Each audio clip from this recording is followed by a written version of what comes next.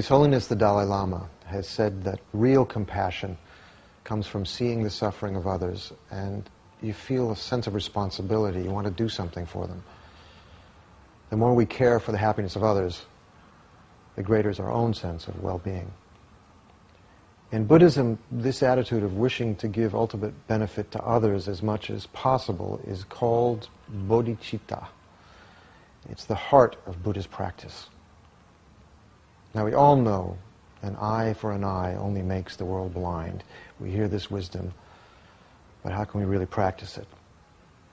Buddha taught accessible methods for how to transform every heart, no matter how wounded, into one that only thinks of benefiting others.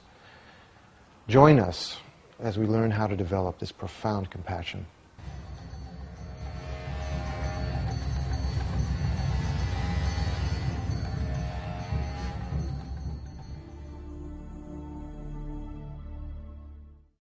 At the beginning of each of our teachings, we have been setting an appropriate motivation. That motivation has been the wish to achieve enlightenment in order to be able to benefit all living beings and lead them to enlightenment as well. This intention, this wish, is actually the mind of Bodichita and is known also as the mind of enlightenment. Now, Bodichita is an attitude that is progressively developed, step by step. And the very first step in that process of development is generating an appropriate motivation, a strong motivation for practice. And so before listening to these teachings, in your mind, make a strong determination to be able as quickly as possible to reach the state of Buddhahood, not for yourself alone, but in order to benefit all living beings.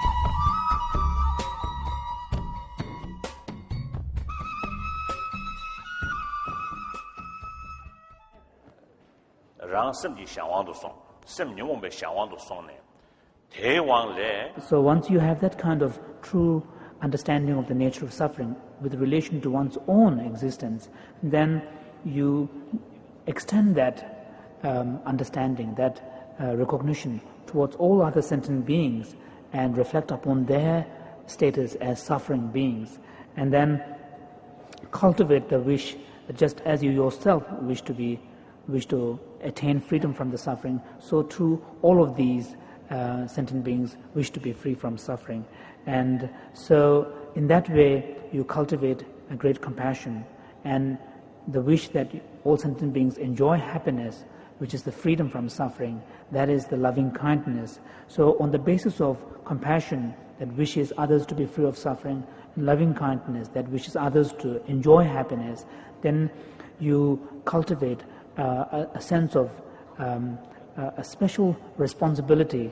Therefore, your compassion does not remain simply at the level of wish or aspiration, but rather it generates a sense of commitment and responsibility that I shall liberate all beings from suffering. And this kind of extraordinary sense of responsibility will lead to the eventual realization of Bodichita, which is the altruistic intention, aspiring to attain Buddhahood for the benefit of all beings. The Bodichita is like the central axle of the Mahayana path. So therefore, it is this factor of Bodichita which determines whether or not you are within the fold or outside the fold of the Bodhisattva practitioners. So if you lack the bodhicitta, this altruistic intention, no matter how other powerful practices that you may have, such as the realization of emptiness, even direct realization of emptiness, or even nirvana that you may have attained, none of these practices become the conduct of a bodhisattva. When you have the quality of bodhicitta, realization of bodhicitta, then even a simple act of virtue, such as feeding the ants, giving food to the ants, which may seem a kind of an insignificant activity, but because of your bodhicitta motivation, this altruistic intention, even these simple acts are transformed into conditions for attainment of full enlightenment. And so in a way it is like an elixir that transforms base metals into gold.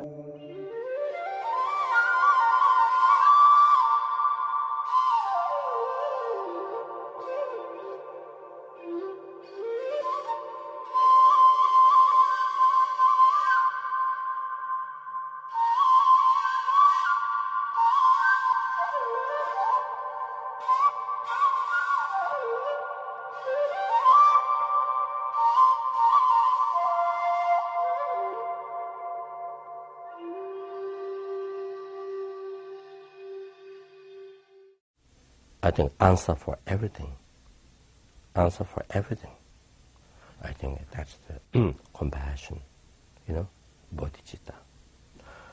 Purpose of my life is not just to achieve happiness for myself, free myself from my own problems, sufferings. Purpose of my life is to benefit others, other sentient beings who are numberless. So I must free them from all the suffering causes and bring them to enlightenment. So when you generate this thought, this attitude of the bodhicitta, total benefit of others, so it brings so much peace, contentment, fulfilling in your heart. Makes your life so happy. So usually there's two ways to develop bodhicitta. One technique to develop bodhicitta is through 7 techniques of the mind, cause, and effect. So you meditate how all the sentient beings have been your mother and the kind. You see, give body, and then numberless kindness, you see, that protect one's own life from dangers. The numberless kindness gave education, numberless kindness,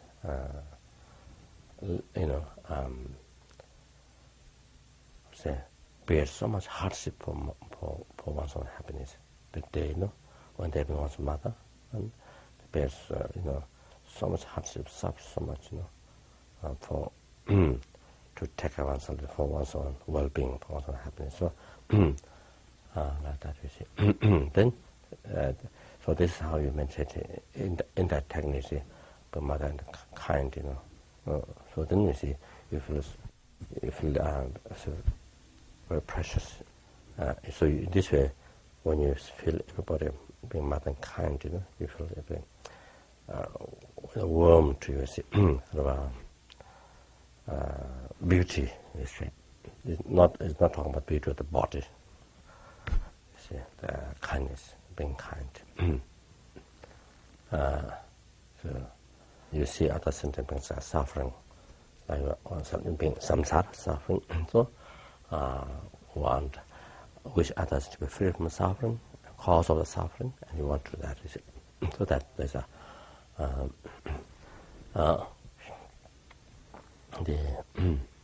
when you take the responsibility on yourself, to cause happiness to others, that's the mahana, the loving kindness. And this is my turn. This is my turn is to help them. So I must free them from all. You see, I will free them from all the sentient beings, with all the sentient beings without exception, from all the suffering and causes, bring them to enlightenment by myself alone. So you take the full responsibility on yourself. Then The success of that, there's no other way except first myself to achieve enlightenment. So that when that thought rises naturally, day and night, you see, without any effort, just while you are, eating, walking, this thought naturally rises. Like the you see, mother whose child fell in the fire or drowned in the river or oceans, something like that. Then mother, while she's eating, while she's walking, all the time, constantly she think of that child to save. That without any effort, just couldn't. So that is taught to, and you see, so like that is taught to achieve enlightenment. To free the sentient beings from all the suffering causes and bring them to enlightenment. So that time then one has a realization Bodichita. So, but without Bodichita, we can't achieve enlightenment. So you can see now clear, without compassion, cannot achieve enlightenment yourself, and cannot enlighten. You see, cannot liberate all the sentient beings from all the sufferings and bring them to enlightenment. Cannot be profitable to the sentient beings. So therefore, it's now here the compassion is the most important thing in the life.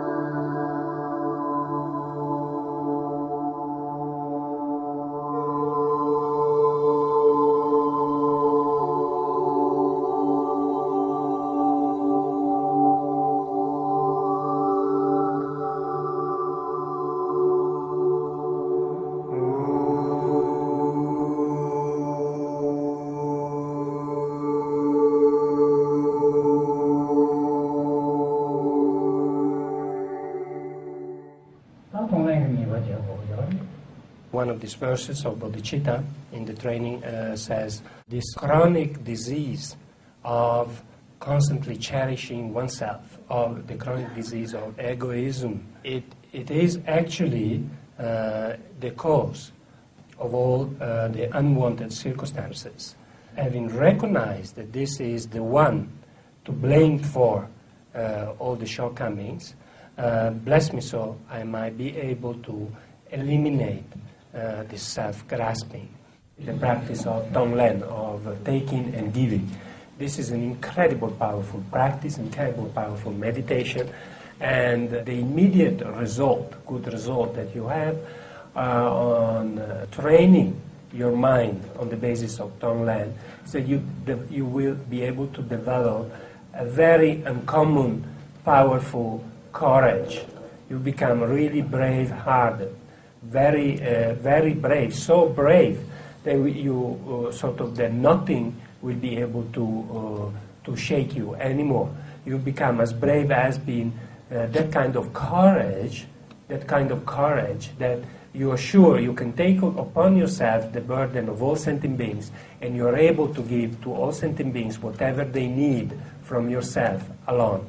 So it means that once you have acquire so much courage by training your mind, you won't be harmed by delusions anymore. Delusion arise in your mind, but you'll be able to conquer them right away.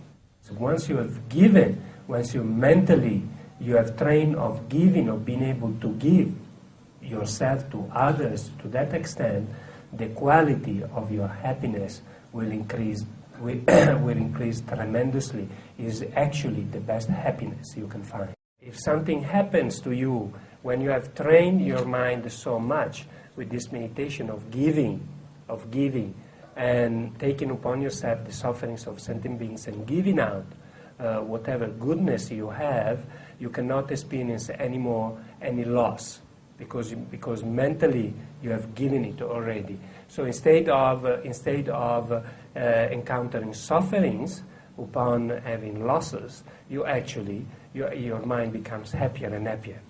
The actual meditation on taking and giving is as you should try to meditate in this way. So first of all, you just visualize yourself surrounded by all sentient beings. Then you should begin gradually. First begin with yourself. You think of your own sufferings first. The sufferings of today, the sufferings of tomorrow, the suffering of this life, the sufferings you might and then increase it with the suffering of future life and so forth until you are comfortable accepting your own sufferings ripening upon yourself. Then slowly move over to your parents. Move over to your parents. Move over to your kids. Move over to your husband or to your wife, to your family. And then you move over, once you're comfortable with that, you increase with all your friends. Once you're comfortable with that, you increase with all your enemies. Once you're comfortable with that, you increase with all the strangers, all the human beings. Then once you're comfortable with that, you increase with all the animals, and so on and so forth. You gradually build up the strength of your courage and your meditation until you're able to embrace all sentient beings. The meditation of taking and giving. In Tibetan, actually, Stone Land means giving and taking, but from the point of view of the practice, you first take and then give. You first take upon yourself and then you give out.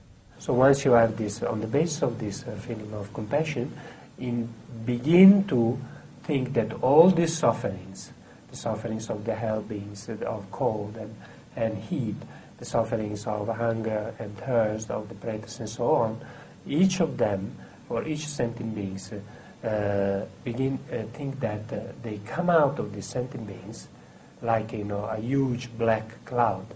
And in the nature is the sufferings of the sentient beings and the causes, all those non-virtuous actions which bring as a result that type of suffering, and they just ripen on you. They just absorb right in the center of the heart where the self-cherishing thought stays, right there, and destroys it. They think that it ripens completely everything on yourself. And by doing this, think that I'm freeing all my mother sentient beings from their sufferings. They're ripening upon me right now. Therefore, from now on, all my mother sentient beings, they will dwell in the irreversible happiness, and I myself alone am doing this.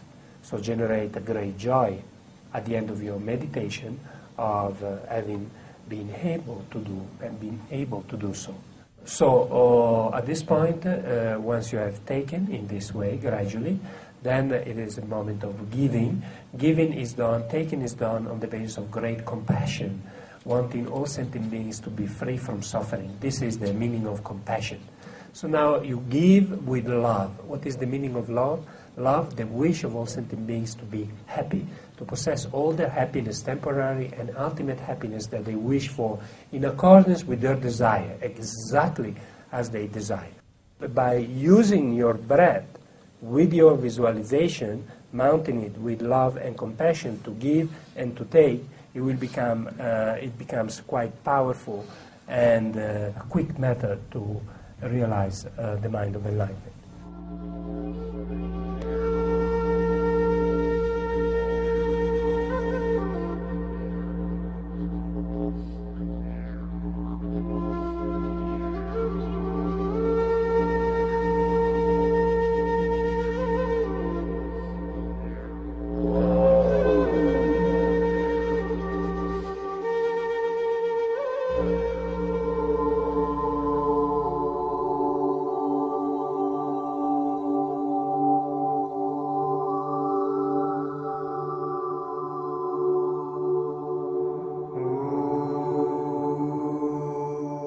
There's no question in my mind that bodhicitta is the root of all, the foundation of all practices.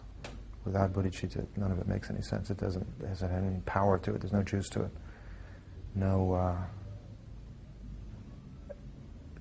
From my experience, there's no transformative effect to meditation without developing compassion. It becomes a bit dry and ineffectual. And it creates a kind of cool detachment, which I don't think was the purpose of the Buddha's work. Ultimately, the work that is achieved through the various practices is to break down all barriers. And there's no more tangible one than breaking down the barriers to having a compassionate, open heart to all beings, insects and enemies included. To begin to approach a new kind of relationship with them, to me, really is the beginning of practice. There's a very powerful practice that, simple practice, that I started using years and years and years ago. And it was simply every creature that I met, whether it was a person, an insect, whatever it may be, the first thought that I allowed myself to generate towards that other being was, I wish you happiness. Very simple thing. But make sure that the very first thought you have is, I wish you happiness. And how that totally transforms what happens after that point with this other person. This is my own experience. I see this very clearly. Now, sometimes it's extremely difficult. You're faced with an enemy. You're faced with an immediate physical situation where something is in your face. It becomes very difficult. That's where the meditative process of being able to stop the arisal of an afflictive emotion becomes really important. That there is an immediate space that you can create where you can see it arise. And before it actually takes you over, you're able to transform it. Okay, see it for what it is. That this is ignorance being manifest. This anger is nothing more than ignorance.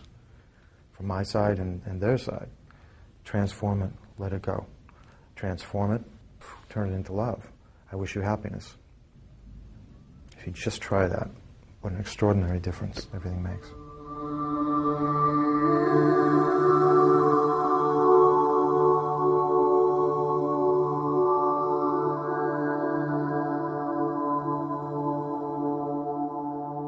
Giving birth is an amazing experience, and for me the pain was so intense that it really allowed my mind to focus in a way that I very rarely, if ever, can otherwise. And so during the process of birth, when a contraction would come and it would just be so intense and so painful, that was really the only time I've ever been able to practice Tonglen in a way that I felt like it was really powerful, and it was really affecting my mind, and it was the only thing that allowed my mind to get through that process. Because if I would freak out and lose concentration for a minute, the pain would just be so overwhelming I couldn't handle it. But then if I could just think of all the others out there who had either experienced that kind of pain in similar situations, or the numerous other kinds of pain that people are experiencing all the time, and I could think of trying to take on their suffering and to experience it and take it away from them in what I was feeling, it somehow helped to keep it much more focused, and it helped to keep it bearable. I got a tiny taste during that process of how powerful Tonglen can be, and how amazing. Like, if you really practice that all the time, and you just, or as a regular daily practice even, it would just change how you viewed the world so much. And then I think, as a parent, you start to get a little opportunity to do that in the waking time. It's probably, in practice, in being around my daughter, that's probably the only time really that I'll have a desire and she'll have an opposing desire, and I'll give in and do what she needs before I'll do what I need. And so it's nice to see that. And it's amazing to imagine what it would be like to have that feeling towards every other being, you know, on the planet. And you can see some of these teachers that do have that feeling towards every being on the planet, and it's amazing.